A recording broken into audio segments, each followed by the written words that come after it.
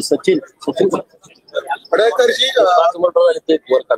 मी दोघेही आज आंदोलन करताना पाहायला मिळतात, त्यांचा काय विषय? का जालना जिल्ह्यामध्ये भोकरदन तालुक्यात अनवी नावाचं गाव आहे. या गावामध्ये शिवरात्रीच्या दिवशी महादेवाचं दर्शन घ्यायला का आला म्हणून कैलास बोराडे नावाच्या मुलाला तिथले जे गुंड आहेत नवनाथ दौड आणि भागवत दौड यांनी तापलेल्या सळ्यांनी लोखंडी गजानी त्यांच्या संपूर्ण अंगावरती चटके दिलेले आहेत. त्याचे व्हिडिओ समाज माध्यमामध्ये व्हायरल झालेले आहेत, परंतु त्या प्रकरणाची इतकी चर्चा झाली नाही. आज एकच नवनाथ दौड फक्त अटक आहे, बाकीचे लोक फरार आहेत. दोघांचीच एफआयआर मध्ये नावं आहेत, परंतु हे कृत्य दोघांचं नाही आहे. अनेक लोक त्या व्हिडिओमध्ये दिसत आहेत आणि म्हणून सरकारकडे आमची मागणी अशी आहे की जी व्हिडिओमध्ये लोक आहेत त्या सगळ्या लोकांच्या वरती गुन्हे दाखल करावे. नवनाथ दौडला अटक केलेली आहे, त्याच्या भावाला भागवत दौडला तात्काळ अटक करावी आणि त्यांच्यावरती मोकोक्का कायद्याअंतर्गत कारवाई करावी, कारण त्यांच्यावरती यापूर्वी सुद्धा अनेक गुन्हे दाखल झालेले आहेत आणि हे वर्चस्ववादाच्या लढाईतून झालेला आहे. काहीच संबंध नाही. तो मुलगा एकदम साधा सरळ मुलगा आहे आणि त्याला तुम्ही इतक्या चुकीच्या पद्धतीनं घाणेरड्या पद्धतीनं पुरतेला एक सीमा असते. संतोष देशमुखला ज्या पद्धतीनं मारलं, ज्या नीचपणानं मारलं, राक्षसी वृत्तीनं मारलं, तीच वृत्ती यामध्ये दिसून येते. परंतु या सगळ्या प्रकरणामध्ये कुणीही गंभीरतेनं दखल घेतलेली नाही. माननीय मुख्यमंत्री महोदयांना काल भेटलो, त्यांनी सक्त सूचना जालना एसपीना काल दिलेल्या आहेत. परंतु रोज उठून तुम्ही किती लोकांना मारणार? 5 मर्डर हे जालना जिल्ह्यामध्ये झालेले आहेत, त्याची पण मी यादी घेऊन आलेलो आहे. जवळपास 5 मर्डर गेल्या 2 वर्षात झालेले आहेत. त्यामध्ये रामदास जोशी नावाचा एक धनगरवाडी तालुका भोकरदनचा मुलगा आहे, त्याच्या अंगावरती ट्रॅक्टर घातला. मी त्या गावात गेलो होतो. संतोष दानवे साहेब आणि नारायण कुचे साहेब माझ्यासोबत होते. नंतर 29/6/21 डोंगरगाव सायगावला तिथल्या एका मुलाचा मर्डर केला, शिवाजी बाबासाहेब पितळे. त्यातले अजून काही आरोपी अटक व्हायचे बाकी आहेत, त्रुटीमुळे काही सुटले. पाटोदा तालुका मंठा जिल्हा जालना इथं किरकोळ कारणावरनं तुकाराम आबासाहेब सरावणे याचा मर्डर करून टाकला. एक नाही अशी अनेक प्रकरण आहेत. अतुल खनके या तरुणाला अखनी तालुका मंठा जिल्हा जालना इथं त्याचा मर्डर केला. आणि कोकाटे आतगावचं प्रकरण सगळ्यांना माहित आहे, मीडियामध्ये आलं होतं. तिकडं लातूरला माऊली सोट नावाचा पोरगा प्रेम प्रकरणातून त्याचा मर्डर करून टाकला. 2.5 तास त्याला मारत होते, 2.5 तास पाणी मागितल्यानंतर त्याच्या तोंडात लघुशंका केली. 2.5 तास कुणालाही जवळ येऊ दिलं नव्हतं दवाखान्यात द्यायचं म्हटलं तरी. मग पोलीस आल्यानंतर त्याला दवाखान्यात दिलं, तेव्हा त्याचा मृत्यू झाला होता. एक ना अनेक प्रकरणं अशी सुरू आहेत. तर या बाबतीमध्ये सरकारनं काहीतरी निर्णय घ्यावा.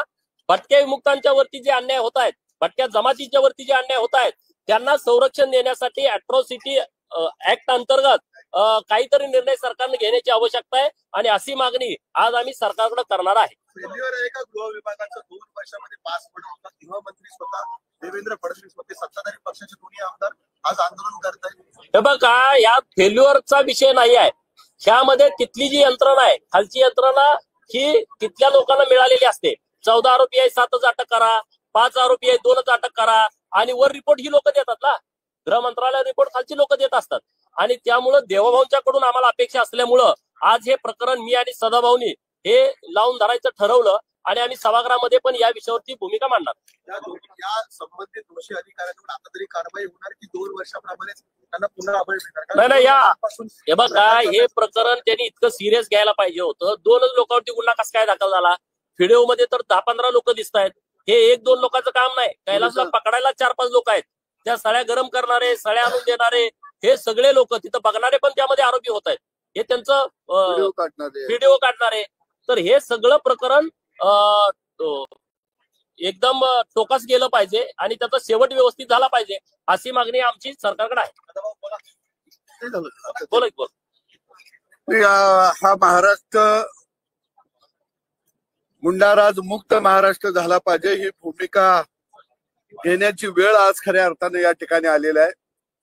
कैलास बोराडे हा 4थी शिकलेला कमी शेती असलेला शेतकऱ्याचा पोरगा आणि तो फक्त एकच बोलत होता की माझ्या घरासमोरील रस्ता उकरून त्याच्यातून पाईपलाईन घेऊन जाऊ नका. ही पाईपलाईन तुम्ही बाजूनं न्या, शेतातनं न्या, एवढंच त्याचं मागणं होतं.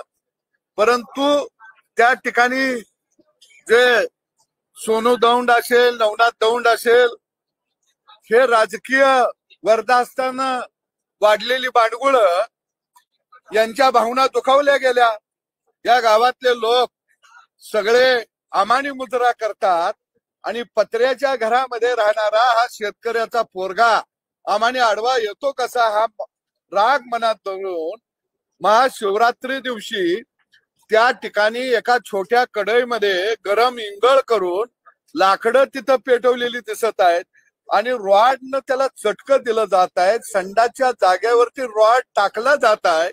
अरे ही क्रूरता तुमच्या मनामध्ये आली कुठून?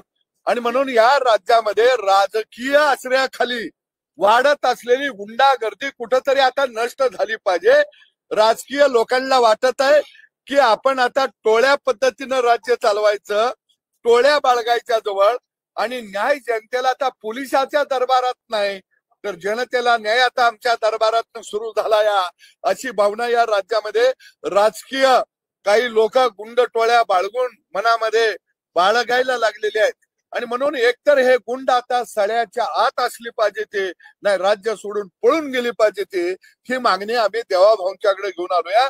आणि हा महाराष्ट्र आता गुंडा राजमुक्त महाराष्ट्र अशी घोषणा होणं आता अत्यंत गरजेचं आहे. 2.5 वर्ष महायुतीचं सरकार होतं, मुख्यमंत्री देवेंद्र फडणवीस नव्हते, आता मुख्यमंत्री झालेले आहेत.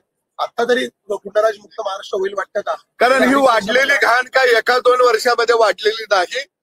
कारण या राज्यामध्ये एक मोठी दरी निर्माण झालेली आहे आणि ती पहिल्यांदा दरी मोडण्याचं काम छत्रपती शिवाजी राजांनी केलेलं होतं. वाडं उद्ध्वस्त केलेलं होतं, गड्या उद्ध्वस्त केलेल्या होत्या, जहागिर्या नष्ट केलेल्या होत्या.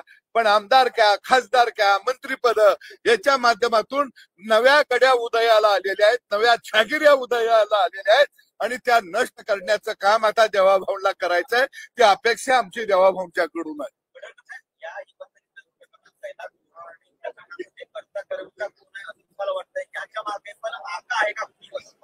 तर ते शोधावा, पोलिसांनी शोधावा कोण. मी नाही गेलो, मी अजून तिकडे गेलो नाही, पण मी जाणार आहे. चला.